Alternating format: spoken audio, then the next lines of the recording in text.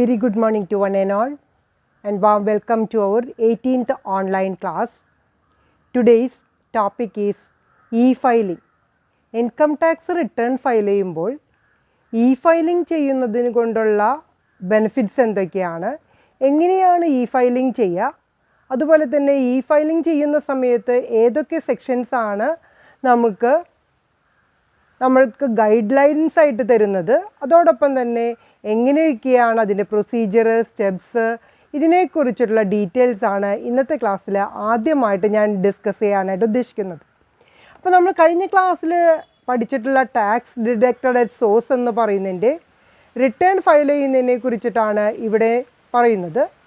Section 44AB applicable ആകുന്ന എല്ലാ കേസിലും ഇലക്ട്രോണിക് സിസ്റ്റം തന്നെ റിട്ടേൺ ഫയൽ ചെയ്യുമ്പോൾ നിർബന്ധമായിട്ട് ഫോളോ ചെയ്യണമെന്ന് പറഞ്ഞിട്ടുണ്ട്.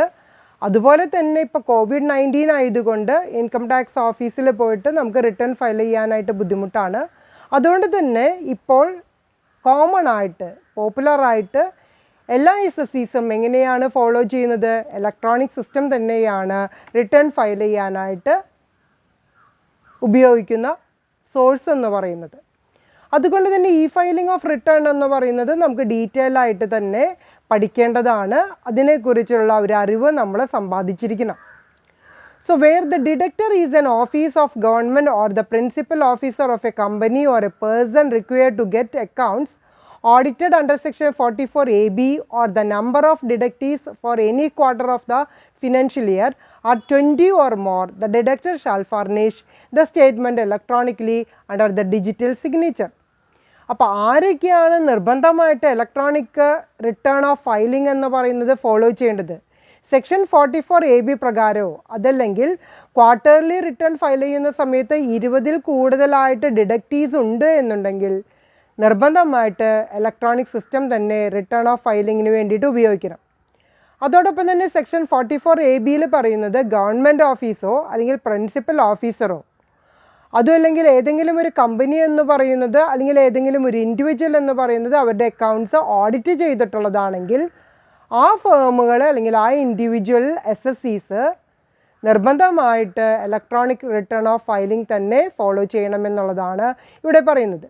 ഇനി അതിൻ്റെ പ്രൊസീജിയർ എന്താണെന്ന് നോക്കാം. നമുക്ക് ഈ ഇൻകം ടാക്സ് റിട്ടേൺ എന്ന് പറയുന്നത് e-filing ചെയ്യാനായിട്ട് നമുക്ക് വിസിറ്റ് ചെയ്യേണ്ട സൈറ്റിനെ കുറിച്ചിട്ടാണ് ആദ്യം പറയുന്നത്. www.incometaxindiaefiling.gov.in എന്ന് പറയുന്ന സൈറ്റിലാണ് നമ്മൾ ആദ്യം അത് സെർച്ച് ചെയ്യേണ്ടത്.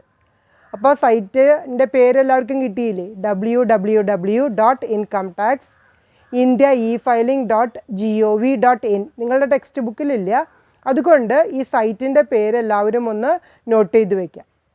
രണ്ടാമത്തെ സ്റ്റെപ്പായിട്ട് നമ്മൾ ചെയ്യേണ്ടത് അതിന് റിലേറ്റഡ് ആയിട്ടുള്ളൊരു സോഫ്റ്റ്വെയർ ഡൗൺലോഡ് ചെയ്യണം. സോഫ്റ്റ്വെയർ എന്ന് പറയുന്നത് എന്തിനു വേണ്ടിയിട്ടുള്ള സോഫ്റ്റ്വെയർ ആണ്? ഇൻകം ടാക്സ് റിട്ടേൺ ഫയൽ ചെയ്യാനുള്ള ഒരു സോഫ്റ്റ്വെയർ. അപ്പോൾ ആദ്യം തന്നെ ഏത് ഫോമാണ് നമുക്ക് റിട്ടേൺ ആയിട്ട് ഫയൽ ചെയ്യേണ്ടത് ആ ഫോം സെലക്ട് ചെയ്യുകയും അതിനോട് റിലേറ്റഡ് ആയിട്ടുള്ള സോഫ്റ്റ്വെയർ ഡൗൺലോഡ് ചെയ്യുകയും എന്നുള്ളതാണ് സെക്കൻഡ് പ്രൊസീജിയർ. മൂന്നാമതായിട്ട് നമുക്ക് ചെയ്യേണ്ടത് quote his tax deduction and collection account number TDCAN അല്ലെങ്കിൽ ഇപ്പോൾ പറയുന്ന TAN എന്ന് പറയുന്ന സ്റ്റേറ്റ്മെൻറ്റ് നമുക്ക് ക്രിയേറ്റ് ചെയ്യണം. Second one quote his PAN except in the case where the deductor is a government office. Deductor government office അല്ല എന്നുണ്ടെങ്കിൽ PAN എന്ന് പറയുന്നത് നമ്പർ നോട്ട് ചെയ്യണം. Quote the PAN of all deductees. അതോടൊപ്പം തന്നെ നമ്മൾ നേരത്തെ പറഞ്ഞു 20ൽ കൂടുതലോ മെമ്പേഴ്സ് ഉണ്ടെങ്കിൽ ഇലക്ട്രോണിക് സിസ്റ്റം ഫോളോ ചെയ്യണം. ആ ഡിഡക്റ്റേഴ്സിൻ്റെ മുഴുവനായിട്ട് പാൻ നമ്പറുകൾ നമ്മൾ നോട്ട് ചെയ്യേണ്ടതാണ്. Furnish all particulars of tax paid to the central government. നമുക്കറിയാം സെൻട്രൽ ഗവൺമെൻറ്റിനാണ് റിട്ടേൺ ഫയൽ ചെയ്യുന്നത്, അതുകൊണ്ട് തന്നെ ഈ എല്ലാ ഡീറ്റെയിൽസും സെൻട്രൽ ഗവൺമെൻറ്റിന് ഫർണിഷ് ചെയ്യേണ്ടതാണ്. Furnish particulars of the certificate of no deduction tax under section 197 if any. ഏതെങ്കിലും TDS നമ്മൾ ഡിഡക്റ്റ് ചെയ്തിട്ടില്ലെങ്കിൽ അണ്ടർ സെക്ഷൻ 197 പ്രകാരം അതിനോട് റിലേറ്റഡ് ആയിട്ടുള്ള സർട്ടിഫിക്കറ്റ് ഫർണിഷ് ചെയ്യേണ്ടതുണ്ട്. Next one furnish particulars of 15G or 15H based on which tax was not deducted. അതുപോലെ തന്നെ form number 15Gയും അതും അല്ലെങ്കിൽ ഫോം നമ്പർ 15H പ്രകാരം ഏതെങ്കിലും TDS ഡിഡക്റ്റ് ചെയ്തിട്ടില്ലെങ്കിൽ ആ സർട്ടിഫിക്കറ്റുകളും ഫർണിഷ് ചെയ്യേണ്ടതുണ്ട്. furnish particulars of amount paid or credited on which tax was not deducted in view of the notification issued under section 197A subsection IF. 197A subsection IF പ്രകാരം ഏതെങ്കിലും ഒരു SSCസിന് നമുക്ക് ഒഴിവാക്കി കിട്ടിയിട്ടുണ്ടെങ്കിൽ അതെങ്ങനെ ഒഴിവാക്കി കിട്ടിയിരിക്കണം? Notification issued by the authorities, ഏതെങ്കിലും അതോറിറ്റീസ് ഇഷ്യൂ ചെയ്തിട്ടുള്ളൊരു നോട്ടിഫിക്കേഷൻ പ്രകാരം TDSൽ നിന്ന് ഒഴിവാക്കിയിട്ടുണ്ടെങ്കിൽ ആ ഡീറ്റെയിൽസും നമ്മൾ സബ്മിറ്റ് ചെയ്യേണ്ടതാണ്. ഈ ഒരു പ്രൊസീജിയറാണ് ഇലക്ട്രോണിക് റിട്ടേൺ ഓഫ് ഫയലിംഗ് എന്ന് ചെയ്യുന്ന സമയത്ത് ശ്രദ്ധിക്കേണ്ടത്. നമ്മൾ ആദ്യം പറഞ്ഞു സൈറ്റ് വിസിറ്റ് ചെയ്യുക, രണ്ടാമത് ഏത് ഫോമാണോ നമ്മൾ റിട്ടേൺ ഫയൽ ചെയ്യാനായിട്ട് ഉപയോഗിക്കേണ്ടത് ആ ഫോം സെലക്ട് ചെയ്യണം, മൂന്നാമതായിട്ട് അത് ഡൗൺലോഡ് ചെയ്യണം. അതോടൊപ്പം തന്നെ ടാൻ എന്ന് പറയുന്നത് എല്ലാ ഡോക്യുമെൻറ്റിലും കോട്ട് ചെയ്യണം. പാൻ നമ്പർ ഉണ്ടെങ്കിൽ അതും കോട്ട് ചെയ്യണം. പാൻ നമ്പർ ഡിഡക്ടറുടെ മാത്രം കോട്ട് ചെയ്താൽ പോരാ, എല്ലാ ഡിഡക്റ്റേഴ്സിൻ്റെയും പാൻ നമ്പർ കോട്ട് ചെയ്യേണ്ടതാണ്. അതുപോലെ തന്നെ സെൻട്രൽ ഗവൺമെൻറ്റിന് സബ്മിറ്റ് ചെയ്യുന്ന സമയത്ത് ഏതെങ്കിലും ടാക്സ് ഡിഡക്റ്റ് ചെയ്യാത്ത കേസുകളുണ്ടെങ്കിൽ അണ്ടർ സെക്ഷൻ 197 പ്രകാരമോ അല്ലെങ്കിൽ form number 15G or 15H പ്രകാരമോ അതും അല്ലെങ്കിൽ സെക്ഷൻ 197A IF പ്രകാരം ഒഴിവാക്കിയിട്ടുണ്ടെങ്കിൽ അതിനോട് റിലേറ്റഡ് ആയിട്ട് സർട്ടിഫിക്കറ്റും ഫർണിഷ് ചെയ്യേണ്ടതുണ്ട്. Where a person fails to furnish the statement within the time prescribed, he shall be liable to pay a fee of ₹200 for every day during which the failure continues. Section 234E. Section 234 subsection E പ്രകാരം ഈ മുന്നിൽ പറഞ്ഞിട്ടുള്ള statement പറയുന്ന സമയത്ത് ആ time ലിമിറ്റിനുള്ളിൽ furnish ചെയ്തിട്ടില്ല എന്നുണ്ടെങ്കിൽ ഒരു ദിവസത്തേക്ക് 200 രൂപ വെച്ചിട്ട് penalty അടയ്ക്കേണ്ടതാണ്. The fee shall not exceed the amount of tax deductible or collectible. Tax എങ്ങനെയായിരിക്കണം? The fee shall not exceed the amount of tax deductible or collectible. ഫീ, ഈ അഡീഷണൽ ആയിട്ട് വരുന്ന പെനാൽറ്റി ഫീ എന്ന് പറയുന്നത് എന്തിനേക്കാൾ കൂടാനായിട്ട് പാടില്ല? TDS ഡിഡക്റ്റ് ചെയ്യുന്നതോ അല്ലെങ്കിൽ കളക്ട് ചെയ്യുന്ന തുകയിനേക്കാൾ കൂടാനായിട്ട് പാടില്ല എന്നുള്ള ഒരു കണ്ടീഷനും കൂടിയും ഇവിടെ പറയുന്നുണ്ട്. അതായത് എത്ര രൂപയാണോ TDS കളക്ട് ചെയ്യേണ്ടത് അല്ലെങ്കിൽ ഡിഡക്റ്റ് ചെയ്യേണ്ടത് അതിനേക്കാൾ താഴെയുള്ള ഒരു പെനാൽറ്റി മാത്രമേ നമ്മളിവിടെ ചാർജ് ചെയ്യുന്നുള്ളൂ. Any claim for refund shall be furnished by the deductor in form number 26B electronically under digital signature. അതോടൊപ്പം തന്നെ ഫോം നമ്പർ 26B ഉണ്ടെങ്കിൽ അതും ഒരു ഡിജിറ്റൽ സിഗ്നേച്ചർ അപ്ലോഡ് ചെയ്തുകൊണ്ട് ഇലക്ട്രോണിക് സിസ്റ്റത്തിൽ തന്നെ ഫർണിഷ് ചെയ്യണം. അത് എന്തിനോട് റിലേറ്റഡ് ആയിട്ടുള്ളതാണ്? ഈ 26B എന്ന് പറയുന്നത് ക്ലെയിം റീഫണ്ടിനോട് റിലേറ്റഡ് ആയിട്ടുള്ളതാണ്. ആ ഡീറ്റെയിൽസും നമ്മൾ ഫർണിഷ് ചെയ്യേണ്ടതാണ്. The person responsible for deducting the TDS is liable to issue a certificate in the prescribed forms to the payee in respect of tax deducted at source. Rule 31. Rule 31 എന്ന് പറയുന്നത് നമ്മൾ നേരത്തെ discuss ചെയ്തിട്ടുള്ളതാണ്. ഡിഡക്റ്റിക്ക് ഒരു TDS certificate issue ചെയ്യേണ്ടതാണ്. അതൊരു prescribed ഫോമിൽ തന്നെ അത് ടൈം ലിമിറ്റിനുള്ളിൽ തന്നെ ഇഷ്യൂ ചെയ്യണം. ആ ഒരു ഡോക്യുമെൻറ്റും കൂടിയും ഇവിടെ റിട്ടേൺ ഫയൽ ചെയ്യുന്ന സമയത്ത് ഫർണിഷ് ചെയ്യേണ്ടതുണ്ട്. ഈ പ്രിസ്ക്രൈബ്ഡ് ഫോം എന്ന് പറഞ്ഞു കഴിഞ്ഞാൽ എന്തൊക്കെയാണ് ഈ പ്രിസ്ക്രൈബ്ഡ് ഫോം എന്ന് നോക്കാം. 3 പ്രിസ്ക്രൈബ്ഡ് ഫോമാണ് ഉള്ളത്. അപ്പോൾ റൂൾ 31 പ്രകാരം എന്തൊക്കെ ഫോംസ് ആണ് സബ്മിറ്റ് ചെയ്യേണ്ടത്? 16, 16A, 16B എന്ന് പറയുന്നത്. അപ്പോൾ TDS ഓൺ സാലറി ആണെങ്കിൽ നമ്മൾ ഉപയോഗിക്കേണ്ട സബ്മിറ്റ് ചെയ്യേണ്ട ഫോം എന്ന് പറയുന്നത് form number 16 and form number 12BA ആണ്. അതർ ഇൻകം ആണെങ്കിൽ ഫോം നമ്പർ 16Aയും TDS on purchase of immovable property ആണെങ്കിൽ ഫോം നമ്പർ 16B ആണ് ഫർണിഷ് ചെയ്യേണ്ടത്. A എന്ന് പറയുന്നത് ഫോം നമ്പർ 16 അല്ലെങ്കിൽ ഫോം നമ്പർ 16A എന്ന് പറയുന്നതിൽ എന്തൊക്കെ ഡീറ്റെയിൽസ് ആണ് സ്പെസിഫൈ ചെയ്യേണ്ടത്?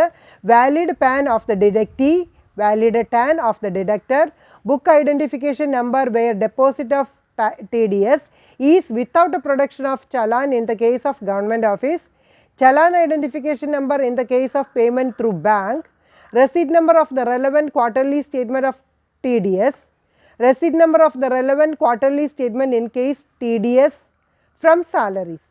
ഇത്രയും ഡീറ്റെയിൽസ് ആണ് ഫോം നമ്പർ 16 അല്ലെങ്കിൽ 16Aയിൽ സ്പെസിഫൈ ചെയ്യേണ്ടത്. എന്തൊക്കെയാണ്? ഡിഡക്റ്റിയുടെ പാൻ നമ്പർ വേണം, ഡിഡക്ടറുടെ ആണെങ്കിൽ ടാൻ ആണ് വേണ്ടത്. പാൻ എന്ന് പറഞ്ഞു കഴിഞ്ഞാൽ എന്താ? Permanent account number. ടാൻ എന്ന് പറഞ്ഞു കഴിഞ്ഞാൽ എന്താണ്? Tax deduction and collection account number. അതോടൊപ്പം തന്നെ ബുക്ക് ഐഡൻറ്റിഫിക്കേഷൻ നമ്പർ വേണം. ഏതെങ്കിലും ഒരു ഡെപ്പോസിറ്റ് ഉണ്ട്, ആ ഡെപ്പോസിറ്റുമേ ചലാനുള്ളതാണെങ്കിൽ without the production of challan in the case of government office ആണെങ്കിൽ ചലാൻ ആവശ്യമില്ല, മറ്റുള്ള ഫേമുകളാണെങ്കിൽ ചലാൻ ആവശ്യമുണ്ട്. അതുപോലെ തന്നെ ചലാൻ ഐഡൻറ്റിഫിക്കേഷൻ നമ്പർ, ഇപ്പോൾ നമ്മൾ പേയ്മെൻറ്റ് നടത്തുന്നത് ഒരു ബാങ്ക് ത്രൂ ആണെങ്കിൽ അതിൻ്റെ ചലാൻ ഐഡൻറ്റിഫിക്കേഷൻ നമ്പർ ഫർണിഷ് ചെയ്യണം. അതോടൊപ്പം തന്നെ receipt number of the relevant quarterly statement submit ചെയ്തിട്ടുണ്ടെങ്കിൽ അതിൻ്റെ റെസീറ്റ് നമ്പറും, അതോടൊപ്പം തന്നെ relevant quarterly statement in the case of tax deducted at source. In the case of സാലറിയുടെ കേസിൽ TDS ഡിഡക്റ്റ് ചെയ്തിട്ടുള്ള ഒരു സ്റ്റേറ്റ്മെൻറ്റ് ആണ് എന്നുണ്ടെങ്കിൽ അതിൻ്റെ റെസീറ്റ് നമ്പറും ഇവിടെ ഫോം നമ്പർ 16 അതോടൊപ്പം തന്നെ ഫോം നമ്പർ 16A ഫർണിഷ് ചെയ്യേണ്ടതുണ്ട്. നെക്സ്റ്റ് നമുക്ക് ഡിസ്കസ് ചെയ്യാനുള്ളത് ഈ ഇലക്ട്രോണിക് റിട്ടേൺ ഫയലിങ്ങിൻ്റെ ടൈം ലിമിറ്റുകളാണ്. 3 ഫോമുകളാണ് നമ്മൾ പറഞ്ഞിട്ടുണ്ടായിരുന്നത്. ഏതൊക്കെയാണ്? Form number 16, 16A and 16B. 16 in the case of salary, 16A എന്ന് പറഞ്ഞു കഴിഞ്ഞാൽ മറ്റുള്ള ഇൻകം, 16B എന്ന് പറഞ്ഞു കഴിഞ്ഞാൽ ഏതാണ്? Purchase of immovable property.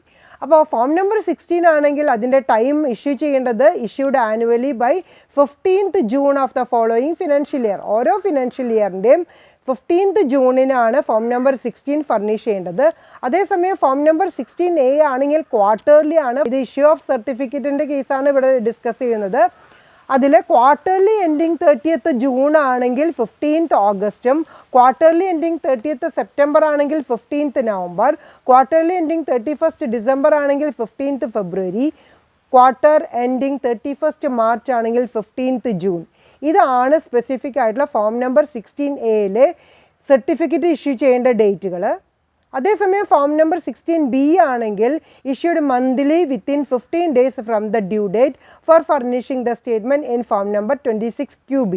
Form number 26QBയോട് റിലേറ്റഡ് ആയിട്ടുള്ള സ്റ്റേറ്റ്മെൻ്റ് ആണെങ്കിൽ അതിലെ ഡേറ്റ് വരുന്നത് മന്ത്ലി വിത്തിൻ 15 days, ഡ്യൂ ഡേറ്റിന് തൊട്ട് മുമ്പുള്ള from the date of due date തുടങ്ങിയിട്ട് 15 ദിവസത്തിനുള്ളിലാണ് ഓരോ മാസം ഫോം നമ്പർ 16B എന്ന് പറയുന്നത് സബ്മിറ്റ് ചെയ്യേണ്ടത്. അപ്പോൾ ഇഷ്യൂ ഓഫ് സർട്ടിഫിക്കറ്റിൻ്റെ ഡേറ്റുകൾ എല്ലാവർക്കും മനസ്സിലായിട്ടുണ്ടാവും എന്ന് വിചാരിക്കുന്നു. 3 ഫോമുകളാണ് പറഞ്ഞിട്ടുള്ളത്. 16, 16A, 16B എന്ന് പറയുന്നത്. 16 ആണെങ്കിൽ 15th June, 16A ആണെങ്കിൽ ക്വാർട്ടർലി 4 ഡേറ്റുകൾ തന്നിട്ടുണ്ട്. 15th August, 15th November, 15th February and 15th June. ഇനി ഫോം നമ്പർ 16B ആണെങ്കിൽ 15 days from the due date ആണ് സ്പെസിഫിക് ആയിട്ട് പറഞ്ഞിട്ടുള്ളത്. If an SSC is employed by more than 1 employer during the year. ഇനി ഒരു എംപ്ലോയറേക്കാൾ കൂടുതലായിട്ടുള്ള employer ഒരു SSCക്ക് ഉണ്ടെങ്കിൽ എന്തൊക്കെയാണ് റൂൾസ് എന്നുള്ളത് നോക്കാം. Each employer shall issue part A of the certificate in form number 16 in respect of the period for which SSC was employed with each employer, and part B may be issued by each of the employers or the last employer at the option of the SSC. SSCയുടെ option അനുസരിച്ച് കൊണ്ടാണ് ഈ ഓരോ കേസിലും ഈ return file ചെയ്യുമ്പോൾ form number 16 എന്ന് പറയുന്നത് ഫില്ല് ചെയ്യുമ്പോൾ പ്രത്യേകം ശ്രദ്ധിക്കേണ്ടത്. ഇവിടെ ഞാൻ കണ്ടീഷൻ പറഞ്ഞിട്ടുള്ളത് ഒന്നിൽ കൂടുതൽ എംപ്ലോയേഴ്സ് ഉണ്ടെങ്കിൽ എങ്ങനെയാണ് ഫോം ഫയൽ ചെയ്യുക എന്നുള്ളതാണ്. അപ്പോൾ ആദ്യത്തെ employer, each employer shall issue part A, എല്ലാ എംപ്ലോയറും form number 16 part A fill ചെയ്യണം. In respect of the period for which the SSC was employed. ആ എംപ്ലോയറുടെ കീഴിൽ എത്ര നാളെ എംപ്ലോയി വർക്ക് ചെയ്തിട്ടുണ്ട് അതിൻ്റെ ബേസിസിലാണ് പാർട്ട് A എന്ന് പറയുന്ന ഭാഗം ഫില്ല് ചെയ്യേണ്ടത്. ഇനി പാർട്ട് Bയിൽ may be issued by each of the employers or the last employer at the option of the SSC. ഒന്നില്ലെങ്കിൽ എല്ലാ എംപ്ലോയർക്കും അത് ഫില്ല് ചെയ്യാവുന്നതാണ്. അതും അല്ലെങ്കിൽ SSC പെർമിറ്റ് ചെയ്യുകയാണെങ്കിൽ ലാസ്റ്റ് എംപ്ലോയർ പാർട്ട് B എന്ന് പറയുന്നത് ഫില്ല് ചെയ്താലും മതി. അപ്പോൾ ഫോം നമ്പർ 16 എന്ന് പറയുന്നത് ഒന്നിൽ കൂടുതൽ എംപ്ലോയേഴ്സ് ഉണ്ട് എന്നുണ്ടെങ്കിൽ പാർട്ട് Aയും പാർട്ട് Bയും സെപ്പറേറ്റ് ആയിട്ട് തന്നെ റിട്ടേൺ ഫയൽ ചെയ്യണം, അല്ലെങ്കിൽ അത് ഫില്ല് ചെയ്യണം. അത് ഫില്ല് ചെയ്യുന്ന സമയത്ത് പാർട്ട് A എന്ന് പറയുന്നതിലെ എല്ലാ എംപ്ലോയേഴ്സും പാർട്ട് B എന്ന് പറയുന്നതിൽ SSC പറയുന്ന ഒരു എംപ്ലോയർ അല്ലെങ്കിൽ ലാസ്റ്റ് ആയിട്ടുള്ള എംപ്ലോയർ ഫില്ല് ചെയ്താലും പ്രോബ്ലം ഇല്ല. നെക്സ്റ്റ് വരുന്നത് സെക്ഷൻ 206AA എന്ന് പറയുന്നതാണ്. 206AA പറയുന്നത് requirements to furnish permanent account number. ഒരു പാൻ എന്ന് പറയുന്നത് ഫർണിഷ് ചെയ്യുന്നതിൻ്റെ റിക്വയർമെൻറ്റ് എന്തൊക്കെയാണ്, അതിൻ്റെ ആവശ്യകത എന്നുള്ളതാണ് നെക്സ്റ്റ് നമ്മൾ ഡിസ്കസ് ചെയ്യാൻ പോകുന്നത്. The following are the consequences if PAN is not furnished. PAN എന്ന് പറയുന്നത് ഫർണിഷ് ചെയ്തിട്ടില്ലെങ്കിൽ അതായത് പെർമനൻറ്റ് അക്കൗണ്ട് നമ്പർ ഫർണിഷ് ചെയ്തിട്ടില്ലെങ്കിൽ എന്തൊക്കെ ദോഷങ്ങളാണ് ഉണ്ടാകുക എന്നുള്ളതാണ് ഇവിടെ റിക്വയർമെൻറ്റ് എന്ന ബേസിസിൽ നമ്മൾ ആദ്യം ഡിസ്കസ് ചെയ്യുന്നത്. പിന്നീട് നമ്മൾ അഡ്വാൻറ്റേജസ് ഡിസ്കസ് ചെയ്യുന്നുണ്ട്. ഓക്കെ, അപ്പോൾ ഇവിടെ റിക്വയർമെൻറ്റ്സ് നോക്കാം. Tax to be deducted at source at the rates specified or at the rates or rates in force or the rates of 20% whichever is higher. ഏതാണോ ഏറ്റവും കൂടുതൽ വരുന്നത് ആ ടാക്സ് റേറ്റ് ആണ് നമ്മളിവിടെ എടുക്കുന്നത്. 3 കേസിൽ പറയുന്നുണ്ട്. ഫസ്റ്റ് വൺ സ്പെസിഫൈഡ് റേറ്റ്, രണ്ടാമത് പറയുന്നത് റേറ്റ് ഇൻ ഫോഴ്സ്, മൂന്നാമത് പറയുന്നത് 20%. ഇതിലേതാണോ ഹയസ്റ്റ് വരുന്നത് ആ ടാക്സ് റേറ്റ് ആയിരിക്കും പാൻ എന്ന് പറയുന്നത് ഫർണിഷ് ചെയ്തില്ലെങ്കിൽ ഇവിടെ ഈടാക്കുന്നത്. രണ്ടാമത് പറയുന്നത് form number 15G and 15H becomes invalid. Form number 15Gയും 15Hഉം പാൻ കോട്ട് ചെയ്തിട്ടില്ല എന്നുണ്ടെങ്കിൽ ഇൻവാലിഡ് ആയിത്തീരും. In the case of any declaration becomes invalid under section 206AA, the deductor shall deduct a tax at a higher rate. ഡിഡക്റ്ററുടെ കയ്യിൽ നിന്ന് higher rate charge ചെയ്തിട്ടില്ലെങ്കിൽ, അതായത് pan submit ചെയ്യാത്ത കേസിൽ 206A എന്ന് പറയുന്നത് ഇൻവാലിഡ് ആയിട്ട് വരും.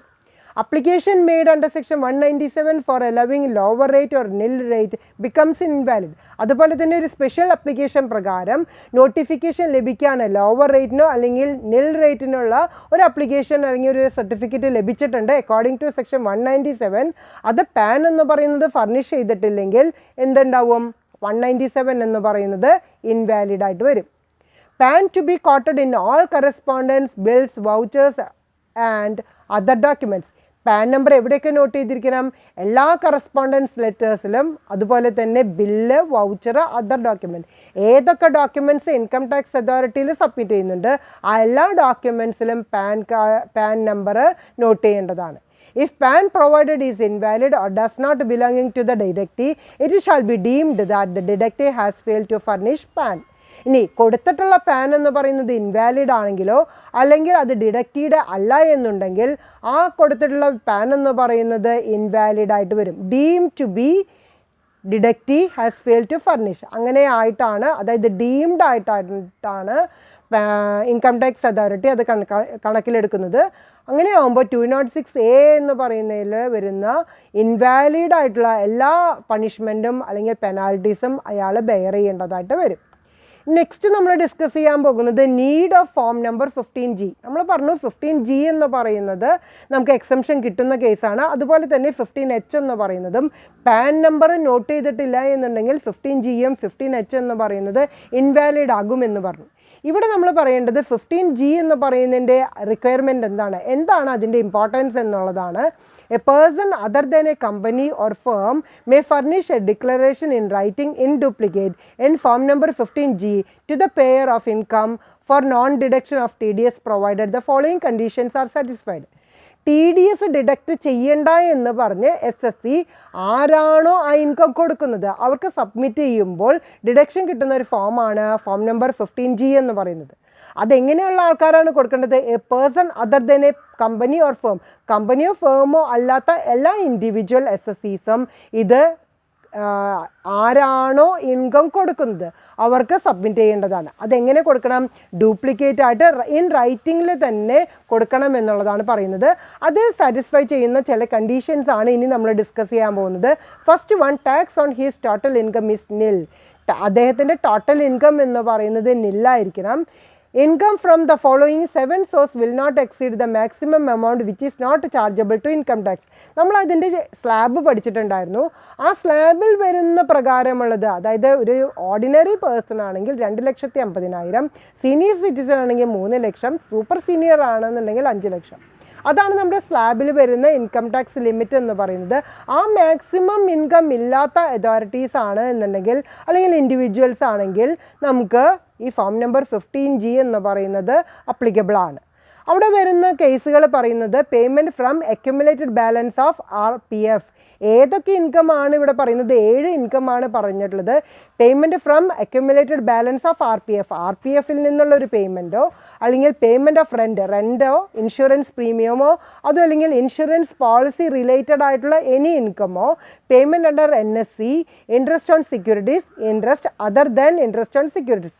ഈ കേസുകളിലാണ് ഇൻകം കിട്ടുന്നുണ്ടെങ്കിൽ ഫോം നമ്പർ 15G എന്ന് പറയുന്നത് റിക്വയർമെൻ്റ് ആയിട്ടുള്ളത്, അല്ലെങ്കിൽ അത് ഫർണിഷ് ചെയ്ത് കഴിഞ്ഞാൽ പേയർ എന്ത് ചെയ്യില്ല, കൊടുക്കുന്ന ആൾ ടാക്സ് ഡിഡക്റ്റ് ചെയ്യില്ല. Next one form number H എന്ന് പറയുന്നതാണ്. What is the need of form number 15H? Instead of furnishing form number 15G, a senior citizen or very senior citizen shall furnish form number 15H in order to get exemption from TDS. TDSൽ നിന്ന് ordinary person ആണെങ്കിലാണ് form number 15G എന്ന് പറയുന്നത് applicable ആകുന്നത്. സീനിയറോ അല്ലെങ്കിൽ super senior ആണെങ്കിൽ 15Gക്ക് പകരം ഏത് ഫോമാണ് സബ്മിറ്റ് ചെയ്യേണ്ടത്? ഫോം നമ്പർ 15H ആണ് സബ്മിറ്റ് ചെയ്യേണ്ടത്. Form number 15G and 15H shall be valid only if it contains pan. അതുപോലെ തന്നെ ഫോം നമ്പർ 15G ആയാലും 15H ആയാലും അത് വാലിഡ് ആവണമെന്നുണ്ടെങ്കിൽ പാൻ നമ്പർ ഉണ്ടായിരിക്കണം. ആ പാൻ നമ്പർ ആ ഡോക്യുമെൻറ്റിൽ സർട്ടിഫൈ ചെയ്തിരിക്കണം. In case any declaration becomes invalid, the deductor shall deduct at the rate of 20%. അത് ആ കൊടുത്തിട്ടുള്ള ഡിക്ലറേഷൻ എന്ന് പറയുന്നത് എപ്പോഴെങ്കിലും ഇൻവാലിഡ് ആണെങ്കിൽ അതിൽ എത്ര ടാക്സ് ചാർജ് ചെയ്യേണ്ടതായിട്ട് വരും? 20% തന്നെ TDS ഡിഡക്ട് ചെയ്യേണ്ടതായിട്ട് വരും. ഇവിടെ ശ്രദ്ധിക്കേണ്ട ഒരു പ്രത്യേക കാര്യം, section 193, 194A, 194B, 194BB, 194C, 194D, 194EE, 194I and 194IAയിൽ സർചാർജോ സെസ്സോ നമ്മൾ ചാർജ് ചെയ്യേണ്ട കാര്യമില്ല. അത് പ്രത്യേകം നോട്ട് ചെയ്തിട്ടുണ്ട്, അവിടെ ഇമ്പോർട്ടൻ്റ് ആയിട്ട് നോട്ട് ചെയ്ത് വയ്ക്കുക. No surcharge or cess shall be charged on TDS in the case of section 193, 194A, 194B, 194BB, 194C, 194D, 194EE, 194I and 194IA. Okay, ഇനി നെക്സ്റ്റ് ടോപ്പിക്ക് ഞാൻ ഡിസ്കസ് ചെയ്യാനുള്ളത് നിങ്ങളുടെ ടെക്സ്റ്റ് ബുക്കിലില്ലാത്തതാണ്, അതെല്ലാവരും ഒന്ന് നോട്ട് ചെയ്തെടുക്കേണ്ടതാണ്.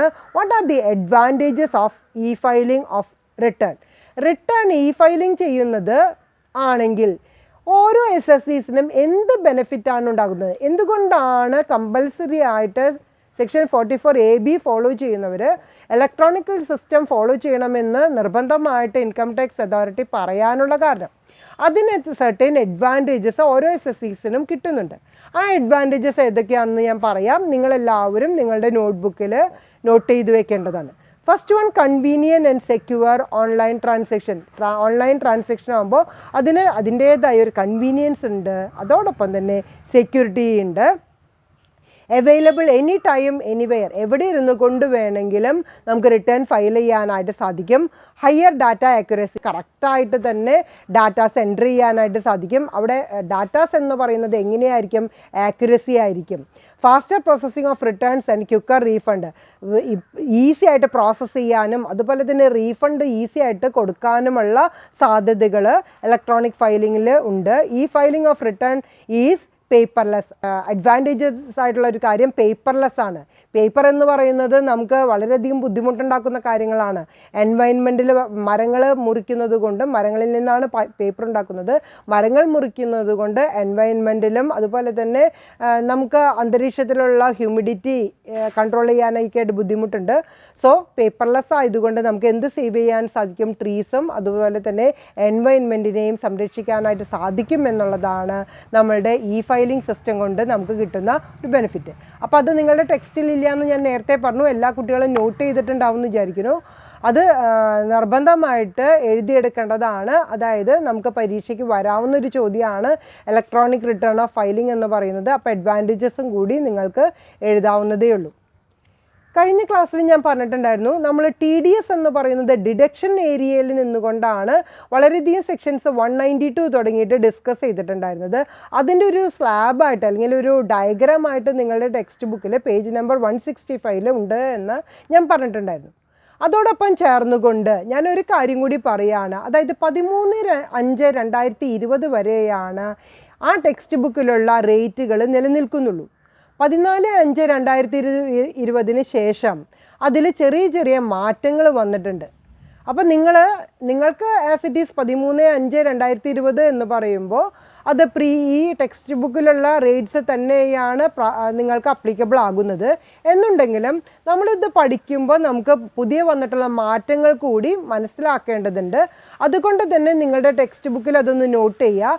മൂന്നാമത്തെ ഐറ്റം, അതായത് സെക്ഷൻ 193 എന്ന് പറയുന്നത് ഇൻട്രസ്റ്റ് ഓൺ സെക്യൂരിറ്റീസ്, അതിൻ്റെ റേറ്റ് 10% മാറി 7.5% ആയിട്ടുണ്ട്. ഒന്ന് നോട്ട് ചെയ്ത് വെക്കുക. തേർഡ് ഐറ്റം 193 എന്ന് പറയുന്നത് ഇൻട്രസ്റ്റ് ഓൺ സെക്യൂരിറ്റീസ് 10% എന്ന് പറയുന്നത് 7.5% ആയിട്ട് മാറിയിട്ടുണ്ട്. അതുപോലെ തന്നെ എട്ടാമത്തെ ഐറ്റം 194D ഇൻഷുറൻസ് കമ്മീഷൻ എന്ന് പറയുന്നത് 5% മാറി 3.75% ആയിട്ടുണ്ട്. ഒന്ന് നോട്ട് ചെയ്ത് വെക്കുക. എട്ടാമത്തെ ഐറ്റം 194D എന്ന് പറയുന്നത് ഇൻഷുറൻസ് കമ്മീഷൻ റേറ്റ് ചേഞ്ച് ആയിട്ടുണ്ട്, 3.75 ആണ്. ഒമ്പതാമത്തെ ഐറ്റം 194DA എന്ന് പറയുന്നത് 5% ചേഞ്ച് ആയിട്ടുണ്ട്, 3.75% ആണ് ന്യൂ റേറ്റ് എന്ന് പറയുന്നത്. 13ാമത്തെ ഒന്ന് നോട്ട് ചെയ്യുക. 194H എന്ന് പറയുന്നത് അവിടെയും 5% എന്ന് പറയുന്നത് 3.75% ആയിട്ട് മാറിയിട്ടുണ്ട്. നെക്സ്റ്റ് 194IA എന്ന് പറയുന്നത് 1% എന്ന് പറയുന്നത് 0.75% ആയിട്ട് റെഡ്യൂസ് ചെയ്തിട്ടുണ്ട്. 16ാമത്തെ ഐറ്റം 194IB എന്ന് പറയുന്നത് 5% 3.75% ആയിട്ട് റെഡ്യൂസ് ചെയ്തിട്ടുണ്ട്. എല്ലാവരും നോട്ട് ചെയ്യുന്നില്ലേ? കറക്റ്റായിട്ട് നോട്ട് ചെയ്ത് വെക്കാം കേട്ടോ. അതുപോലെ തന്നെ 194J എന്ന് പറയുന്നത് 10% ആണ് ഉണ്ടായിരുന്നത്, അത് നമുക്ക് 7.5% ആയിട്ട് മാറിയിട്ടുണ്ട്. 1.5% FTSഉം ബാക്കിയുള്ള കേസിൽ 7.5% ആണ് വന്നിട്ടുള്ളത്. മുമ്പ് 10% ജനറൽ ആയിരുന്നു, അത് മാറി 1.5% FTSനും അതുപോലെ തന്നെ 7.5% മറ്റുള്ള കാറ്റഗറിയിലേക്കാണ് സെക്ഷൻ 194J പ്രകാരം TDS ഡിഡക്റ്റ് ചെയ്യേണ്ടത്. അപ്പോൾ ടാക്സ് ഡിഡക്റ്റഡ് സോഴ്സ് എന്ന് പറയുന്നത് നമ്മളുടെ ഈ ഫിനാൻഷ്യൽ ഇയറിൽ മാറ്റം വന്നിട്ടുണ്ട്. അത് പ്രത്യേകം ഒന്ന് നോട്ട് ചെയ്യുക. പഠിക്കുമ്പോൾ നിങ്ങൾ പഴയ സ്ലാബ് തന്നെ പഠിച്ചാലും വിരോധമൊന്നുമില്ല. ടെക്സ്റ്റ് ബുക്കിലൊക്കെ അത് തന്നെയാണ് ഫോളോ ചെയ്യുന്നത്. പക്ഷേ മാറ്റങ്ങൾ നമ്മൾ മനസ്സിലാക്കുകയും അതിനെക്കുറിച്ചൊരു അവെയർനെസ് ഉണ്ടാക്കേണ്ടതും ഓരോ സ്റ്റുഡൻസിൻ്റെയും ആവശ്യമാണ്. ഇനി നമ്മളുടെ TDS എന്ന് പറയുന്നതിനോട് റിലേറ്റഡ് ആയിട്ടുള്ള കുറച്ച് പ്രോബ്ലം നമുക്ക് ഡിസ്കസ് ചെയ്യാം. ആ പ്രോബ്ലം ഡിസ്കസ് ചെയ്തതിന് ശേഷം നമുക്കിനി അടുത്ത ടോപ്പിക്കിലേക്ക് പോവാം. അപ്പോൾ ഇതിൽ പേജ് നമ്പർ 166 എടുക്കും എല്ലാവരും. പേജ് നമ്പർ 166 ഒരു പ്രോബ്ലമാണ് ഡിസ്കസ് ചെയ്യുന്നത്. ഇത് കേസ് സ്റ്റഡിയാണ്. അതായത് TDS എന്ന് പറയുന്നത് ഒക്കെ റിലേറ്റഡ് ടു നമുക്ക് കേസ് സ്റ്റഡിയാണ്. ഓരോ കേസുകളും പറഞ്ഞിട്ട് അതിൽ എത്രയാണ് TDS ചാർജ് ചെയ്യേണ്ടി വരിക എന്നുള്ളതാണ് നമ്മളിവിടെ പഠിക്കുന്നത്. അപ്പോൾ 166ാമത്തെ പേജിലെ ഫസ്റ്റ് പ്രോബ്ലം നമ്മൾ എടുക്കുന്നത്, Prabhat limited, a domestic company, has taken a building on lease. It has subleased the building with the furniture to B Limited. It is also a domestic company and received the following amounts during the year. Rent on sublease 2,10,000, rent on furniture 12,000. Compute TDS under section 194I. അപ്പോൾ 194I അറിയാത്തവർ ആദ്യം ചെയ്യേണ്ടത് നിങ്ങൾ പോയിട്ട് ആ സെക്ഷനിലുള്ളത് theory വായിച്ചു നോക്കുക. അതാണ് നമ്മളിവിടെ അപ്ലിക്കബിൾ ആകുന്നത്. ഇവിടെ ഇപ്പോൾ ഞാൻ പറഞ്ഞു തരുന്നത് കൊണ്ട് നിങ്ങൾക്ക് വലിയ പ്രോബ്ലം ഇല്ല. അല്ലാത്ത കേസിൽ നിങ്ങളത് മനസ്സിലാക്കി എടുക്കേണ്ടതാണ്. അപ്പോൾ രണ്ടും ഡൊമസ്റ്റിക് കമ്പനിയാണ്. പ്രഭാത് ലിമിറ്റഡ് എന്ന് പറയുന്നതും B ലിമിറ്റഡ് എന്ന് പറയുന്നതും ഡൊമസ്റ്റിക് കമ്പനിയാണ്. ഇവിടുത്തെ സെക്ഷൻ വരുന്നത് സെക്ഷൻ 194I എന്ന് പറയുന്നത് റെൻ്റ് റിലേറ്റഡ് ആണ്. അപ്പോൾ റെൻ്റ് ഓൺ ലീസ് എന്ന് പറയുന്നത് സബ് ലീസ് ആയാലും കുഴപ്പമില്ല എന്നുള്ളതാണ് നമ്മൾ പറഞ്ഞിട്ടുള്ളത്. അതിൽ രണ്ട് റേറ്റ് നമ്മൾ പഠിച്ചിട്ടുണ്ടായിരുന്നു. 2% ആണെങ്കിൽ പ്ലാന്റ് മെഷീനറി എക്യുപ്മെൻറ്റ്, 10% ആണെങ്കിൽ മറ്റുള്ള കാറ്റഗറി ഇല്ല. അതായത് ലാൻഡ്, ബിൽഡിങ്, ഫർണിച്ചറൊക്കെ ആണെങ്കിൽ 10% എന്ന് പറയുന്ന ഒരു കാറ്റഗറിയാണ് നമ്മൾ പഠിച്ചിട്ടുണ്ടായിരുന്നത് അല്ലേ. അപ്പോൾ ഇവിടെ ശരിക്കും ബിൽഡിങ്, ഫർണിച്ചർ എന്നൊക്കെ പറയുമ്പോൾ നമുക്ക് 10% ആണ് അപ്ലിക്കബിൾ ആകും. പക്ഷേ 2,40,000 കൂടുതൽ ഉണ്ടെങ്കിൽ മാത്രമേ ഇവിടെ ടാക്സ് ഡിഡക്റ്റ് ചെയ്യേണ്ട കാര്യമുള്ളൂ. ഇവിടെ 2,10,000 12,000 എന്ന് പറയുമ്പോൾ ടോട്ടൽ എത്ര വന്നിട്ടുള്ളൂ? 2,22,000 രൂപ മാത്രമേ വന്നിട്ടുള്ളൂ. അതുകൊണ്ട് തന്നെ ഇവിടെ ടാക്സ് എന്ന് പറയുന്നത് വരുന്നില്ല എന്നുള്ളതാണ്. നെക്സ്റ്റ് പ്രോബ്ലം പേജ് നമ്പർ 167 നോക്കാം. Mister Menon let out his house on A monthly rent of ₹18,000. The tenant paid 10 months rent and credited his account with 2 months rent during the year. Calculate TDS. ഇവിടെ പറയുന്നത് let out പ്രോപ്പർട്ടിയാണ്. അതിൻ്റെ monthly റെൻറ്റിനെ കുറിച്ചിട്ടാണ് ഇവിടെ പറയുന്നത്. 18,000 രൂപയാണ് ഒരു മാസത്തെ റെൻറ്റ്. 10 മാസത്തെ റെൻറ്റ് അദ്ദേഹം കൊടുത്തിട്ടുണ്ട്, 2 മാസത്തെ അദ്ദേഹത്തിൻ്റെ അക്കൗണ്ടിലേക്ക് ക്രെഡിറ്റ് ചെയ്തിട്ടുണ്ട്. ഇതിൽ വരുന്ന TDS എന്ന് പറയുന്നത് നമുക്ക് സെക്ഷൻ വരുന്നത് ഏതാണ്? 194IB ആണ്. നിങ്ങൾ അവിടുത്തെ തിയറി ഒന്ന് വായിച്ചു നോക്കുക. അണ്ടർ സെക്ഷൻ 194IB പ്രകാരം റെൻറ്റ് റിസീവ്ഡ് ഒരു ഇൻഡിവിജ്വലിനാണെങ്കിൽ 50,000 രൂപയിലേക്കാൾ മേലെ ഒരു മാസം കിട്ടിയിട്ടുണ്ടെങ്കിൽ മാത്രമേ TDS ഡിഡക്റ്റ് ചെയ്യേണ്ട കാര്യമുള്ളൂ. ഇവിടെ 18,000 രൂപയാണ് ഒരു മാസം ടാക്സ് റെൻറ്റ് കിട്ടിയിട്ടുള്ളത്. അപ്പോൾ അദ്ദേഹം ടാക്സ് ഡിഡക്റ്റഡ് അറ്റ് സോഴ്സ് എന്ന് പറയുന്ന ആ പ്രൊവിഷൻ്റെ അണ്ടറിൽ വരുന്ന ഒരു SSC അല്ല. അതുകൊണ്ട് തന്നെ മിസ്റ്റർ മേനോൻ്റെ കയ്യിൽ നിന്ന് TDS ഡിഡക്റ്റ് ചെയ്യേണ്ട കാര്യം ഇല്ല. Okay, next problem page number 167ലാണ്. The following issues arise in connection with TDS. Discuss the liability of tax deducted in these case. 5 കേസുകളാണ് പറഞ്ഞിട്ടുള്ളത്. 5 കേസിൽ നമ്മൾ എങ്ങനെയൊക്കെയാണ് TDS എന്ന് പറയുന്നത് അപ്ലിക്കബിൾ ആകുക എന്നുള്ളതാണ് നമ്മൾ ഡിസ്കസ് ചെയ്യാനായിട്ട് പോകുന്നത്. Mister Ravi, an employee of the central government, receives arrears of salary for the past 3 years. Ravi ഒരു സെൻട്രൽ ഗവൺമെൻറ് എംപ്ലോയി ആണ്. ഈ സെൻട്രൽ ഗവൺമെൻറ് എംപ്ലോയിക്ക് അരിയർ ഓഫ് സാലറി കിട്ടിയിട്ടുണ്ട്. അത് പാസ്റ്റ് 3 ഇയേഴ്സിൻ്റെ അരിയർ സാലറിയാണ് കിട്ടിയിട്ടുള്ളത്. അപ്പോൾ എങ്ങനെയാണ് TDS ഡിഡക്റ്റ് ചെയ്യേണ്ടതെന്നുള്ളതാണ് നമ്മൾ നോക്കേണ്ടത്. അണ്ടർ സെക്ഷൻ 192 ആണ് നിങ്ങൾ റെഫർ ചെയ്യേണ്ടത്. ഒന്ന് പോയിട്ട് അണ്ടർ സെക്ഷൻ 192 ഒന്ന് വായിച്ചു നോക്കാം. ഇവിടെ ഞാൻ പറയുന്നത് അരിയർ ഓഫ് സാലറി എന്ന് പറയുമ്പോൾ ഇദ്ദേഹത്തിന് TDS എന്ന് പറയുന്നത് ഡിഡക്റ്റ് ചെയ്യണം. പക്ഷേ റിലീഫ് അണ്ടർ സെക്ഷൻ 89 പ്രകാരം ഇദ്ദേഹത്തിന് അപ്ലൈ ചെയ്യാവുന്നതാണ്. സെക്കൻഡ് സിറ്റുവേഷൻ എന്ന് പറയുന്നത് TV channel pays 11 lakh as prize money to the winner of a quiz program. ഒരു ക്യൂസ് പ്രോഗ്രാമിന് ഒരു TV ചാനലുകാർ 11 ലക്ഷം രൂപ പ്രൈസ് മണിയായിട്ട് കൊടുത്തിട്ടുണ്ട്. അതിൻ്റെ TDS എങ്ങനെയാണ് ഡിഡക്റ്റ് ചെയ്യേണ്ടതെന്നുള്ളതാണ് രണ്ടാമത്തെ കേസ്. അതിൽ പറയുന്നത് സെക്ഷൻ 194B ആണ് നിങ്ങൾ റെഫർ ചെയ്യേണ്ടത്. ഒന്ന് തിയറി വായിച്ചു നോക്കാം. 194Bയിൽ എന്താണ് പറയണതെന്നുള്ളത്. ഈ TV ചാനലിൽ 11 ലക്ഷം രൂപ പ്രൈസ് മണി ആയിട്ട് കൊടുത്തിട്ടുണ്ടെങ്കിൽ കൊടുക്കുന്നതിന് മുമ്പായിട്ട് എത്ര ശതമാനം TDS ഡിഡക്റ്റ് ചെയ്യണം? 30% ടാക്സ് ഡിഡക്റ്റ് ചെയ്തതിന് ശേഷമുള്ള തുക മാത്രമേ പ്രൈസ് മണി ആയിട്ട് കൊടുക്കാനായിട്ട് പാടുള്ളൂ. തേർഡ് കേസിൽ state bank of India pays ₹50,000 per month as rent to the central government for a building in which one of its branches is situated. State bank of India റെൻറ്റിന് കൊടുത്തിട്ടുള്ളത് ആർക്കാണ്? Central ഗവൺമെൻറ്റിനാണ് കൊടുത്തിട്ടുള്ളത്.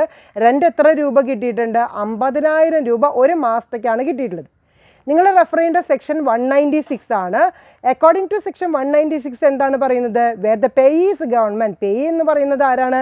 Government ആണ്. അതുകൊണ്ട് തന്നെ government ആണ് പേ എന്നുണ്ടെങ്കിൽ tax deduct ചെയ്യേണ്ട കാര്യമില്ല എന്നുള്ളതാണ് സെക്ഷൻ 196 പറയുന്നത്. അതുകൊണ്ട് സ്റ്റേറ്റ് ബാങ്ക് ഓഫ് ഇന്ത്യ എന്ന് പറയുന്നത് ബാങ്കിങ് ഓർഗനൈസേഷൻ ആണ്. അതുകൊണ്ട് തന്നെ TDS ഡിഡക്റ്റ് ചെയ്യേണ്ട. അപ്പോൾ 2 കേസ് ഇവിടെ അപ്ലിക്കബിൾ ആണ്. പേയർ എന്ന് പറയുന്നത് ബാങ്കാണ്, പേ എന്ന് പറയുന്നത് ഗവൺമെൻറ് ആണ്. അതുകൊണ്ട് തന്നെ ഇവിടെ TDS ഡിഡക്റ്റ് ചെയ്യേണ്ട കേസ് ഇല്ല. Next one, a TV company pays ₹50,000 to a cameraman for shooting of a documentary film. ഒരു TV കമ്പനി അവിടുത്തെ ഒരു ക്യാമറാമാന് 50,000 രൂപ റെമ്യൂണറേഷനായിട്ട് കൊടുത്തിട്ടുണ്ട്. അപ്പോൾ ക്യാമറാമാന് കൊടുത്ത ഈ 50,000 രൂപയ്ക്ക് TDS ഡിഡക്റ്റ് ചെയ്യണോ എന്നുള്ളതാണ് ചോദ്യം. ആസ് പെർ സെക്ഷൻ 194G നിങ്ങൾ റെഫർ ചെയ്യേണ്ടത് 194J ആണ്. പ്രൊഫഷണൽ ചാർജസ് ആണ് ഇവിടെ നമ്മൾ എത്ര രൂപ കൊടുത്തിട്ടുള്ളത്? 50,000 രൂപ ക്യാമറാമാന് കൊടുത്തത്. അദ്ദേഹം ഒരു പ്രൊഫഷണലാണ്. പ്രൊഫഷണൽ ക്യാമറാമാൻ ആയതുകൊണ്ട് ഈ 50,000 രൂപയുടെ അണ്ടറിൽ വരുന്ന റെഫറൻസ് എന്ന് പറയുന്നത് സെക്ഷൻ 194J ആണ്. 30,000 രൂപ വരെ നമുക്ക് ടാക്സ് ഡിഡക്റ്റ് ചെയ്യേണ്ട ആവശ്യമില്ല. പക്ഷേ 30,000 രൂപയിൽ മേലെയാണെങ്കിൽ 10% നമ്മൾ ടാക്സ് ഡിഡക്റ്റ് ചെയ്യണം. അപ്പോൾ ഇവിടെ കൊടുത്തിട്ടുള്ള 50,000 രൂപയുമേ നമ്മൾ എത്ര രൂപ ടാക്സ് ഡിഡക്റ്റ് ചെയ്യണം? 10% ആയിട്ടുള്ള 5,000 രൂപ ടാക്സ് ഡിഡക്റ്റ് ചെയ്തതിന് ശേഷമുള്ള എമൗണ്ട് മാത്രമേ നമ്മൾ കൊടുക്കാനായിട്ട് പാടുള്ളൂ. Next one, a club awards a jackpot of ₹5 lakh to the winner of horse race. Horse race വിന്നറായിട്ടുള്ള ജാക്ക് പോട്ടിന് ഒരു ക്ലബ്ബ് എത്ര രൂപ കൊടുത്തിട്ടുണ്ട്? 5 ലക്ഷം രൂപ കൊടുത്തിട്ടുണ്ട്. ഇത് എങ്ങനെയാണ് വരുന്നത്? നിങ്ങൾ റെഫർ ചെയ്യേണ്ട സെക്ഷൻ 194BB ആണ്. അപ്പോൾ സെക്ഷൻ 194BB ഒന്ന് വായിച്ചു നോക്കുക. അത് വിന്നിങ്സ് ഫ്രം ഹോഴ്സ് റേസ് നമ്മൾ TDS എത്ര ഡിഡക്റ്റ് ചെയ്യണം എന്നുള്ളതാണ്. 10,000 രൂപ വരെയാണെങ്കിൽ നമുക്ക് ടാക്സ് ഡിഡക്റ്റ് ചെയ്യേണ്ട കാര്യമില്ല. പക്ഷേ ഇവിടെ എത്ര രൂപയാണ്? 5 ലക്ഷം രൂപയാണ് പ്രൈസ് മണിയായിട്ട് കൊടുക്കുന്നത്. അപ്പോൾ എത്ര ശതമാനം നമ്മൾ ടാക്സ് ഡിഡക്റ്റ് ചെയ്യണം? 10% ആണ് ടാക്സ് ഡിഡക്റ്റ് ചെയ്യേണ്ടത്. 10% ഓഫ് 5 lakhs ടാക്സ് ഡിഡക്റ്റ് ചെയ്തതിന് ശേഷമുള്ള എമൗണ്ട് മാത്രമേ നമ്മൾ കൊടുക്കാനായിട്ട് പാടുള്ളൂ. അപ്പോൾ എത്ര രൂപ കൊടുക്കണം? 50,000 രൂപ നമ്മൾ ടാക്സ് ഡിഡക്റ്റ് ചെയ്തതിന് ശേഷം 4,50,000 രൂപ മാത്രമേ ജാക്ക്പോട്ടിന് പ്രൈസ് മണി ആയിട്ട് കൊടുക്കാൻ പറ്റുള്ളൂ. റെഫറൻസ് സെക്ഷൻ 194BB എന്ന് പറയുന്നതാണ്. അപ്പോൾ ഇത്രയുമാണ് നമുക്ക് ടാക്സ് ഡിഡക്റ്റഡ് സോഴ്സ് എന്ന് പറയുന്ന ഡിഡക്ഷൻ ബേസിസിൽ നമുക്ക് ഡിസ്കസ് ചെയ്യാനുള്ളത്. അപ്പോൾ എൻ്റെ ഫസ്റ്റ് ഡിസ്കഷൻ എന്ന് പറയുന്ന TDSൻ്റെ റിലേറ്റഡ് ആയിട്ടുള്ള പോർഷൻ കഴിഞ്ഞിട്ടുണ്ട്. ഇനി ഇതിൽ വരുന്ന 2 എണ്ണം കൂടി നമുക്ക് ഈ ചാപ്റ്ററിൽ തന്നെ ഡിസ്കസ് ചെയ്യാണ്ട്. ഏതൊക്കെയാണ്? TCSഉം അഡ്വാൻസ് ടാക്സ് ഉണ്ട്. അപ്പോൾ TCS എന്ന് പറയുന്നത് നമുക്ക് ജസ്റ്റ് ഒന്ന് സ്റ്റാർട്ട് ചെയ്യാം. TCS എന്ന് പറയുന്നതിൽ 2 എണ്ണമാണ് ഉള്ളത്. അതായത് tax to be collected by seller from the buyer. ബയ്യറുടെ കയ്യിൽ നിന്ന് ടാക്സ് ഡിഡക്റ്റ് ചെയ്യുന്നത് അത് സ്പെസിഫൈഡ് ആയിട്ടുള്ള ഗുഡ്സിനെ പുറത്ത്. അതുപോലെ തന്നെ രണ്ടാമത്തെ കേസിൽ വരുന്നത് tax to be collected by a person granting lease or license right in the case of parking lot, toll plaza or mining and quarrying.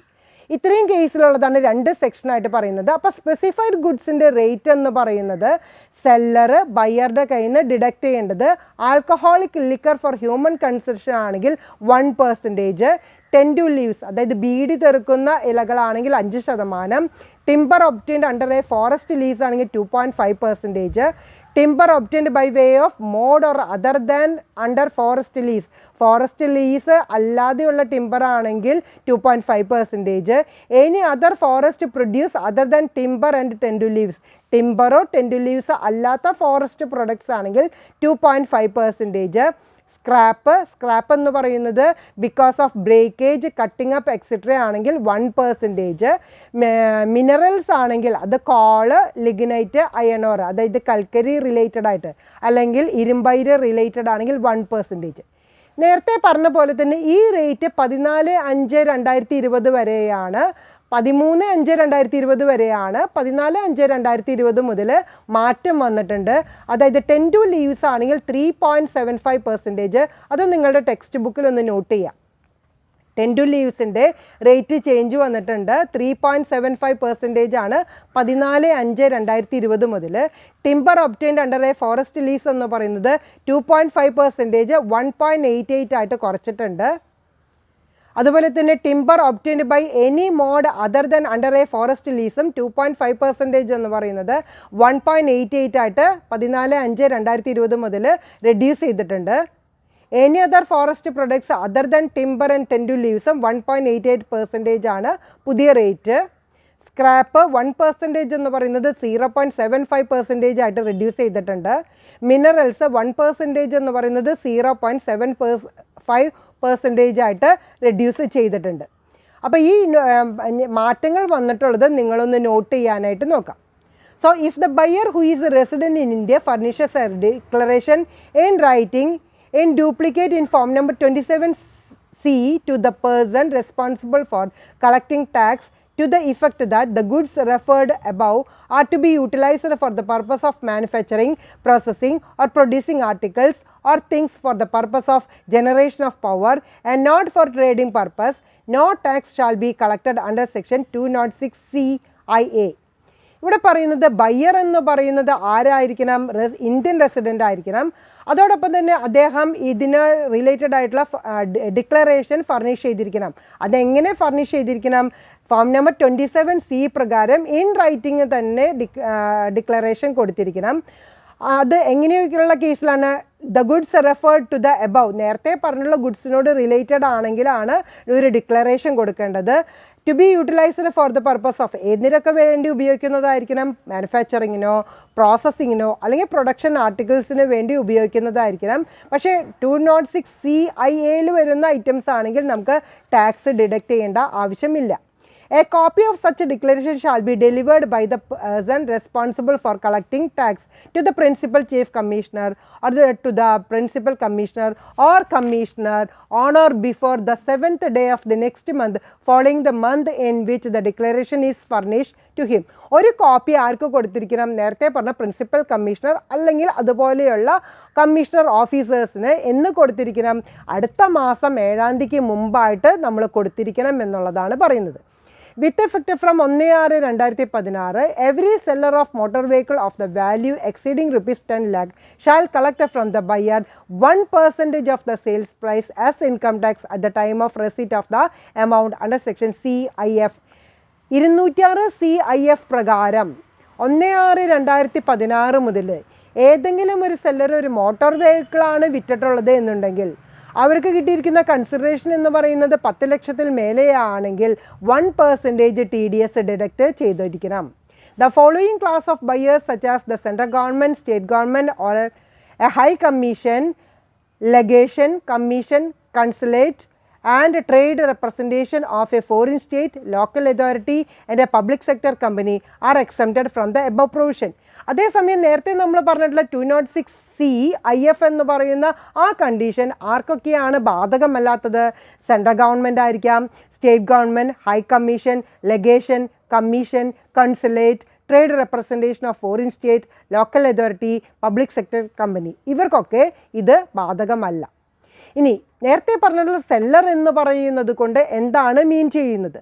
For this purpose, seller means the central government, a state government or any local authority or corporation or authority established by or under a central or state or provincial act or any company or a firm or a cooperative society. അപ്പോൾ seller എന്ന് പറയുന്നത് കൊണ്ട് ഈ പറഞ്ഞ ലിസ്റ്റിലുള്ള ആരും ആവാം. Central ഗവൺമെൻറ്റോ state ഗവൺമെൻറ്റോ local അതോറിറ്റിയോ അല്ലെങ്കിൽ എനി കോർപ്പറേഷൻ അല്ലെങ്കിൽ അതോറിറ്റി സെൻട്രൽ ഗവൺമെൻറ് അല്ലെങ്കിൽ സ്റ്റേറ്റ് ആക്ട് പ്രകാരം അപ്ലിക്കബിൾ ആയിട്ടുള്ളത് any company, firm, cooperative society ആവാം. ആര്? സെല്ലർ എന്ന് പറയുന്നത്. It also includes an individual or Hindu undivided family whose total sales or turnover or gross receipt from the business or profession exceeds the monetary limits or specified under section 44AB. Section 44AB പ്രകാരം ഒരു individual, ഒരു Hindu undivided ഫാമിലിക്കോ ബിസിനസ്സിൽ നിന്നോ പ്രൊഫഷനിൽ നിന്നോ അവരുടെ കയ്യിൽ നിന്ന് കിട്ടുന്ന സെയിൽസോ ടേൺ ഓവറോ അല്ലെങ്കിൽ ഗ്രോസ് റെസിറ്റ് എന്ന് പറയുന്നത് മോണിറ്ററി ലിമിറ്റിനേക്കാൾ കൂടുതലാണെങ്കിൽ, ഈ മോണിറ്ററി ലിമിറ്റ് എന്ന് പറയുന്നത് എത്ര രൂപയാണ്? 1 crore in the case of business and 50 lakhs in the case of profession. Business ആണെന്നുണ്ടെങ്കിൽ 1 കോടിയും പ്രൊഫഷൻ ആണെങ്കിൽ 50 ലക്ഷമാണ് ഈ മോണിറ്ററി ലിമിറ്റ് എന്ന് പറയുന്നത്. അപ്പോൾ സെക്ഷൻ 44AB ഒരു ഇൻഡിവിജ്വൽ ആണെങ്കിലും ഒരു ഹിന്ദു അൺഡിവൈഡഡ് ഫാമിലി ആണെങ്കിലും ഇത് ബാധകമാണ്. During the financial year immediately preceding the financial year in which the goods are sold. എന്നാണോ ഏത് ഫിനാൻഷ്യൽ ഇയറിലാണോ ആ ഗുഡ്സ് വിൽക്കുന്നത് ആ ഫിനാൻഷ്യൽ ഇയറിനോട് റിലേറ്റഡ് ആയിട്ടുള്ള ഇൻകം എന്ന് പറയുന്നത് 1 കോടി in the case of business, 50 lakh in the case of profession. അങ്ങനെ വരുമ്പോഴാണ് ഒരു ഇൻഡിവിജ്വലോ അല്ലെങ്കിൽ ഹിന്ദു അൺഡിവൈഡഡ് ഫാമിലി അവർക്ക് ബിസിനസ്സിൽ നിന്നോ പ്രൊഫഷനിൽ നിന്നോ സെയിലോ ടേൺ ഓവറോ ഗ്രോസ് റെസിറ്റോ ആയിട്ട് ഒരു എമൗണ്ട് കിട്ടുന്നുണ്ടെങ്കിൽ ഈ പറയുന്ന പ്രൊവിഷൻ ബാധകമാണ്. ഇനി ഈ TCSൽ രണ്ടാമത്തെ കാറ്റഗറി എന്ന് പറയുന്നത് ഏതാണ്? ഞാൻ നേരത്തെ പറഞ്ഞിരുന്നു, tax to be collected by a person granting lease or license right in the case of parking lot, toll plaza or mining and quarrying. ഈ പറഞ്ഞ സ്പെസിഫിക് ആയിട്ടുള്ള പ്രൊഡക്റ്റ് പാർക്കിംഗ് ലോട്ടായിരിക്കാം, അല്ലെങ്കിൽ ടോൾ പ്ലാസാസ് ആയിരിക്കാം, മൈനിങ് ഏരിയാസ് ആയിരിക്കാം, quarries ആയിരിക്കാം. ഇതിനോട് related ആയിട്ടുള്ള ഏതെങ്കിലും പേഴ്സൺ ലീസോ അല്ലെങ്കിൽ ലൈസൻസ് റിലേറ്റഡ് ആയിട്ട് ടാക്സ് ഇൻകം കളക്ട് ചെയ്തിട്ടുണ്ടെങ്കിൽ ആ ടാക്സ് എങ്ങനെയാണ് വരുന്നത് എന്നുള്ളത് സെക്ഷൻ 206 CIC ആണ് ഇതിനെക്കുറിച്ചുള്ള പ്രൊവിഷൻസ് പറയുന്നത്. അപ്പോൾ അക്കോർഡിംഗ് ടു സെക്ഷൻ 206 IC പ്രകാരം every person who grants a lease or a license or enters in to a contract or transfers any right or interest in any parking lot or toll plaza or mine or quarry to another person, either wholly or in part, other than a public sector company, for using it for business purpose, shall collect income tax at the rate of 2% at the time of receipt of tax or crediting the amount payable by the licensee or lessee, whichever is earlier. ഇവിടെ പറയുന്നത് 2% rate of tax എന്ന് പറയുന്നത് charge ചെയ്യേണ്ടത്. അതെങ്ങനെയാണ് charge ചെയ്യേണ്ടത്? Time of receipt എന്ന് പറയുന്നത് tax കൊടുക്കുന്ന സമയത്തോ അല്ലെങ്കിൽ ആ അക്കൗണ്ടിലേക്ക് ക്രെഡിറ്റ് ചെയ്യുന്ന സമയത്തോ, അതാരുടെ ബൈ ദ ലൈസൻസി അല്ലെങ്കിൽ ലെസ്സി ആയിരിക്കാം, അതിലേതാണോ ആദ്യം വരുന്നത് അപ്പോഴാണ് ടാക്സ് എന്ന് പറയുന്നത് 2% ഡിഡക്റ്റ് ചെയ്യേണ്ടത്. ഇനി ആരൊക്കെയാണ് ഇത് ഡിഡക്റ്റ് ചെയ്യുന്നത്? എല്ലാ പേഴ്സൺസ്, എവറി പേഴ്സൺ. ആരൊക്കെയാണോ ലീസ് എന്ന് പറയുന്നത്, ലൈസൻസ് എന്ന് പറയുന്നതോ ആ ഒരു കോൺട്രാക്റ്റിൽ എൻ്റർ ചെയ്യുന്നവർ, അവരാണ് ഈ എവറി പേഴ്സൺ എന്ന് പറയുന്നത് കൊണ്ട് മീൻ ചെയ്യുന്നത്. Contract or transfers any right or interest, ഒരു റൈറ്റോ ഇൻട്രസ്റ്റോ ട്രാൻസ്ഫർ ചെയ്ത് കൊടുക്കുമ്പോൾ എന്തിനൊക്കെ വേണ്ടിയിട്ടായിരിക്കാം? പാർക്കിംഗ് ലോട്ടിന് വേണ്ടിയിട്ടോ അല്ലെങ്കിൽ ടോൾ പ്ലാസയ്ക്ക് വേണ്ടിയിട്ടോ അല്ലെങ്കിൽ മൈനോ ക്വാറീസിന് വേണ്ടിയിട്ട് വേറൊരു പേഴ്സണെ ട്രാൻസ്ഫർ ചെയ്ത് കൊടുക്കുന്നുണ്ടെങ്കിൽ, അത് മുഴുവനായിട്ടോ അല്ലെങ്കിൽ ഭാഗികമായിട്ടോ കൊടുക്കുന്നുണ്ടെങ്കിൽ അവിടെ ബാധകമല്ലാത്തത് ആർക്കാണ്? പബ്ലിക് സെക്ടർ കമ്പനിക്കാണെങ്കിൽ ടാക്സ് കളക്ട് ചെയ്യേണ്ട കാര്യമില്ല. അല്ലാത്ത എല്ലാ കേസിലും എത്ര ശതമാനം ടാക്സ് കളക്ട് ചെയ്യണം? 2% കളക്ട് ചെയ്യണം. എപ്പോൾ കളക്ട് ചെയ്യണം? റിസീവ് ചെയ്യുന്ന സമയത്തോ അല്ലെങ്കിൽ അക്കൗണ്ടിലേക്ക് ക്രെഡിറ്റ് ചെയ്യുന്ന സമയത്തോ ഏതാണോ മുമ്പ് വരുന്നത് ആ സമയത്താണ് 2% ടാക്സ് ഡിഡക്റ്റ് ചെയ്യേണ്ടത്. ഇനി mining and quarrying shall not include mining of mineral oil, petroleum and natural gas. നമ്മൾ മൈനിങ് എന്ന് പറയുമ്പോൾ നമ്മൾ നേരത്തെ പറഞ്ഞിരുന്നു കോള്, ലിഗ്നൈറ്റ്, അയൺ ഓർ, അതൊക്കെയാണ് സ്പെസിഫിക് ആയിട്ട് മിനറൽസ് എന്ന് പറയുന്നത്. ഇവിടെ ഒഴിവാക്കിയിട്ടുള്ള 2 പ്രൊഡക്ട്സ് എന്ന് പറയുന്നത് ഏതൊക്കെയാണ്? പെട്രോളിയം പ്രൊഡക്ട്സും നാച്ചുറൽ ഗ്യാസും ഈ മൈനിങ് ആൻഡ് ക്വാറിയിങ് എന്ന് പറയുന്ന ആ സെക്ഷനിൽ ബാധകമല്ല. ഇനി പറയുന്നത് if a PAN is not furnished by the collective, tax shall be collected at twice the rate specified or at the rate of 5%, whichever is higher. ഇനി പാൻ എന്ന് പറയുന്നത് പ്രൊഡ്യൂസ് ചെയ്തില്ലെങ്കിൽ, അതായത് പെർമനൻറ്റ് അക്കൗണ്ട് നമ്പർ കോട്ട് ചെയ്തിട്ടില്ല എന്നുണ്ടെങ്കിൽ tax ഇരട്ടിയായിട്ട് പിടിക്കുകയോ അല്ലെങ്കിൽ 5%, ഇതിലേതാണോ highest വരുന്നത് ആ റേറ്റ് വെച്ചിട്ട് ടാക്സ് ഡിഡക്റ്റ് ചെയ്യേണ്ടതായിട്ട് വരും. അപ്പോൾ ഇവിടെ പാൻ കോട്ട് ചെയ്യണമെന്നുള്ളതാണ് നിർബന്ധമായിട്ട് പറയുന്നത്. പാൻ കോട്ട് ചെയ്തിട്ടില്ലെങ്കിൽ വരുന്ന പെനാൾട്ടി എന്ന് പറയുന്നതാണ് ട്വൈസ് റേറ്റ് അല്ലെങ്കിൽ 5%, ഇതിലേതാണോ ഹയസ്റ്റ് വരുന്നത്, അതായത് മിനിമം 5%, അല്ലെങ്കിൽ എത്രയാണ് സ്പെസിഫിക് ആയിട്ട് റേറ്റ് വരുന്നത് അതിൻ്റെ ഇരട്ടി, ഇതിലേതാണോ ഹയസ്റ്റ് വരുന്നത് അതാണ് അടയ്ക്കേണ്ടത്. അപ്പോൾ TCS എന്ന് പറയുന്നത് 2 കാറ്റഗറിയിലാണ് ഞാൻ ഡിസ്കസ് ചെയ്തിട്ടുള്ളത്. ആദ്യം പറഞ്ഞത് ഒരു ലിസ്റ്റഡ് ആയിട്ടുള്ള സ്പെസിഫൈഡ് ഗുഡ്സ് പറഞ്ഞിട്ടുണ്ടായിരുന്നു, ആൽക്കഹോള്, ഫോറസ്റ്റ് റിലേറ്റഡ് ആയിട്ടുള്ള പ്രൊഡക്ട്സ്, മിനറൽസ്, അതുമായിട്ട് ബന്ധപ്പെട്ടിട്ടുള്ള കുറച്ച് ലിസ്റ്റുകൾ, അതിന് സ്പെസിഫിക് ആയിട്ടുള്ള റേറ്റ് പറഞ്ഞു. രണ്ടാമത്തെ കാറ്റഗറി എന്ന് പറയുന്നത് സ്പെസിഫിക് ആയിട്ട് ലൈസൻസ് അല്ലെങ്കിൽ ലീസ് റിലേറ്റഡ് ആയിട്ടുള്ള parking lot, toll plaza, quarries, minerals, mining, അതുമായിട്ടുള്ള കാര്യങ്ങളാണ് നമ്മൾ പറഞ്ഞിട്ടുണ്ടായിരുന്നത്. ഇതിൻ്റെ mode of payment, return filing, അതൊക്കെ നമുക്ക് അടുത്ത ക്ലാസ്സിൽ ഡിസ്കസ് ചെയ്യാം. അപ്പോൾ ഞാൻ TDS കംപ്ലീറ്റ് ആയിട്ട് ഇന്നത്തെ സെഷനിൽ അവസാനിപ്പിക്കുകയും TCS എന്ന് പറഞ്ഞതിൻ്റെ മോഡ് ഓഫ് പേയ്മെൻറ്റ് 2 സ്പെസിഫിക് ആയിട്ടുള്ള ക്ലാസിഫിക്കേഷൻ ഇന്നത്തെ ക്ലാസ്സിൽ ഡിസ്കസ് ചെയ്തുകൊണ്ട് ഇന്നത്തെ ക്ലാസ് ഞാൻ വൈൻഡപ്പ് ചെയ്യാണ്. If there is any doubts please clarify at the time of your interaction. Thank you very much.